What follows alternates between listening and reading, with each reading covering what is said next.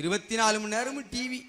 அன்னைக்கு சொல்லுதா எத்தான் அடிக்கடி கரண்ட் போகுது, எவங்கிட்டாவது கடன் வாங்கியாவது இன்வெர்டர் வாங்கி வைங்க. இன்னை வரைக்கும் என்ன பெத்த தாய் ஒரு இன்வெர்டர் வாங்கி வை, ஒரு டிவி வாங்கி வை, இன்னை வரைக்கும் என்கிட்ட சொல்லல. முகத்தை காணும் முன்பே நேசிக்க தெரிந்தாலும் அந்த தாய், அந்த தாய் இன்னை வரைக்கும் என்கிட்ட ஒன்றும் கேட்கலையே. என் வீட்டுக்காரி 24 மணி நேரமும் அடிக்கடி கரண்ட் போது என்கிட்டயாவது கடன் வாங்கியாவது இன்வெர்டர். என்ன நம்பி திருநெல்வேலியில் ஒரு வேலும் கடன் கொடுக்க மாட்டான். ஏன்னா வாங்கின திருப்பி கொடுத்தானே கொடுப்பான். அதான் எவ்வளவு நம்பிக்கை உங்க மேல. ஆமா, நேரம் வந்த அந்த காலம் என் தங்கச்சி சுபாஷினி எம்மா ஒரு 20,000 ரூபாய் கொடுன்னு பூரா 2000 தாள் பூரா அவன் வீட்டுல தான் இருக்கும் போலுக்க.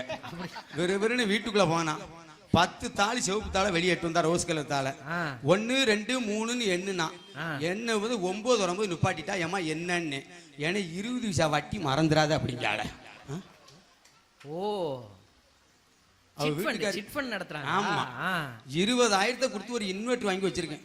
போன மாசம் சாயங்காலம் 6 மணிக்கு வெள்ளிக்கிழமை வீட்டுக்கு போறேன். வீடான வீட்டுல லைட் எரியல.